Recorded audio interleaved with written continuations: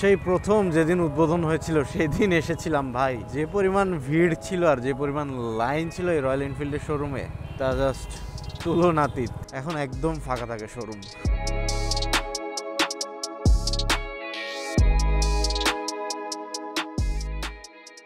Royal এনফিল্ডের এই চাবিটা দেখতেও আসলে ভালো লাগে আর তার সাথে সাথে বেশি ভালো লাগে যদি আপনার গ্যারেজে এরকম দুইটা বাইক থাকে, যেটা হচ্ছে এইটা একটা, ও যা সুন্দর ভাই, বুলেটটা বিশেষ করে বেশি সুন্দর। আমার ক্লাসিক পছন্দ, বাট তারপরেও বুলেটটা আমি নিছি কারণ ক্লাসিক এত বেশি অ্যাভেলেবেল হয়ে গেছে, ভাবলাম যে বুলেটটা যদি নেই তাহলে একটু কম সংখ্যকই আছে, খুব একটা প্যারা হবে না।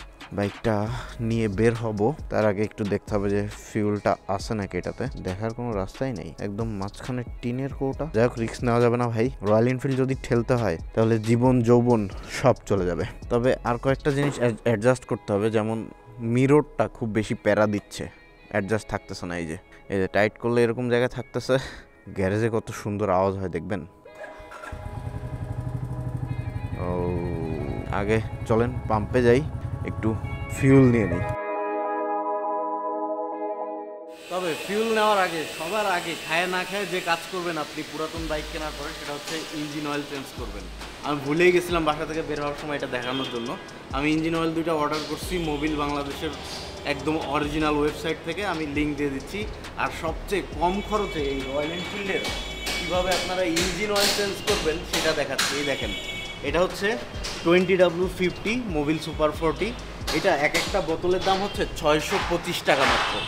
তো আমি দুইটা কিনছি, 1.7 লিটার লাগবে যদি আপনি অয়েল ফিল্টার না চেঞ্জ করেন। তো ফার্স্টে আমার অয়েল ফিল্টার চেঞ্জ করার দরকার নেই আপাতত। ফার্স্ট যে কাজ বললাম, তো খায়া না খায়া আপনি পুরাতন বাইক কিনলে আগে হচ্ছে ইঞ্জিন অয়েল চেঞ্জ করবেন, কারণ ওই আগের ইউজার কতটুকু চালাইছে আপনি কিন্তু এটা জানেন না, এই জন্য জাস্ট চেঞ্জ করে ফেলবো। এই দুইটা আমার খরচ পড়ছে মাত্র 1250 টাকা, বাট 1250 টাকার টোটালটাও আমার লাগতেছে না, 1000 টাকার ভিতরে আমার হয়ে যাচ্ছে। এবং এটা দিয়ে আমি প্রায় 3000 কিলোমিটার চালাইতে পারবো। কীভাবে 3000 কিলোমিটার চালাইতে পারবো সেটা বলতেছি, আগে আসলে ইঞ্জিন অয়েলটা চেঞ্জ করি।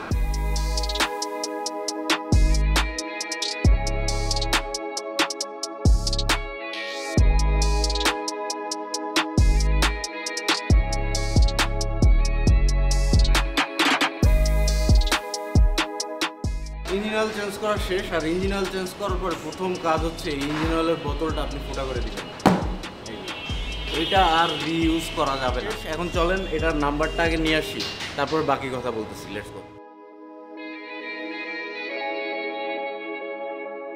যাদের গাড়িতে আসলে সিএনজি করা আছে তারা আসলে ধৈর্যটা ধরে কিভাবে আমি বুঝি না। মানে যে বিশাল লাইন হয়, মিনিমাম 2 ঘন্টা তো লাগেই সিএনজি নিতে। আর একবার সিএনজি নিলে আমি ধরলাম সর্বোচ্চ যদি বেশি চালাই 2-3 দিনের বেশি তো চালাইতে পারবে না।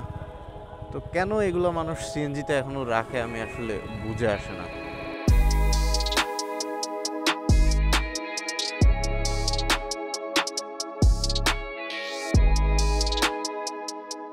আরে মানিজ্য তো থাকবে না তেলের লাইনে দাঁড়ায়। হ্যাঁ যাক, ফিউল কিছুটা নিয়ে নিলাম। 3 দাগ উঠছে দেখা যায়, তার মানে কিছুটা ছিল। এখন আমরা সরাসরি চলে যাব রয়্যাল এনফিল্ডের শোরুমে তেজগাঁওতে, কারণ আমার নাম্বারটা আজকে কালেক্ট করবো ওখান থেকে। সরি, আমার নাম্বার না, আমার এই বাইকের নাম্বারটা।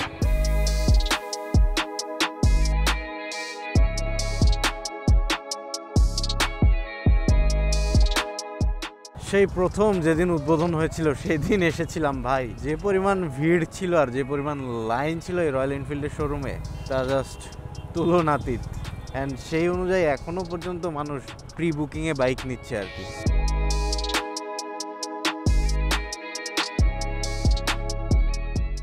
ভাই একটা জিনিস সতর্ক থাকতে হবে রয়্যাল এনফিল্ডে, যেটা হচ্ছে আপনার এই এক্সস্টে যেন কোনোভাবে পা না লাগে। ভাই নাম্বার নেওয়ার জন্য কোন দিকে যাব? দোতলায়। এখন একদম ফাঁকা থাকে showroom.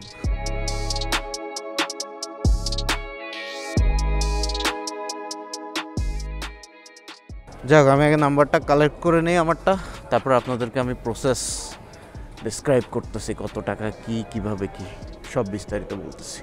A few inches later. Okay, so number নিয়ে বের হয়ে যাচ্ছি।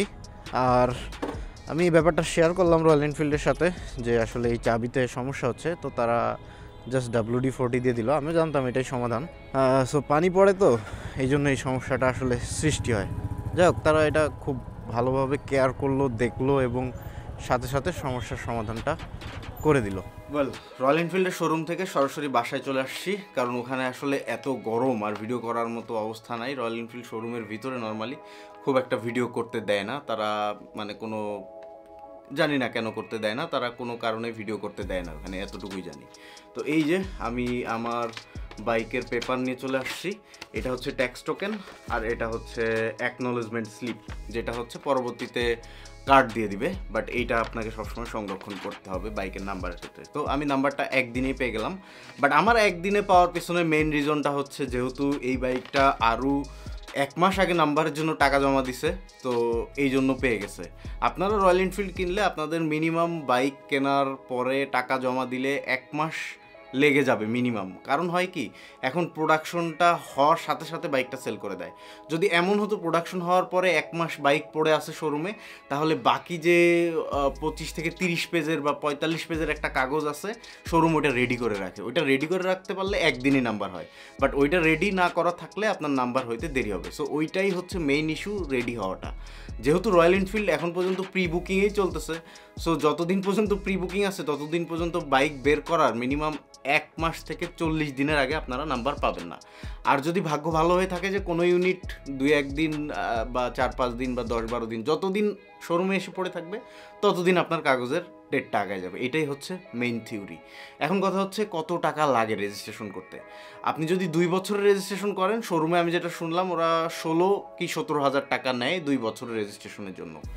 আর যদি 10 বছরের করেন তাহলে 26 হাজার টাকা লাগবে আপনার।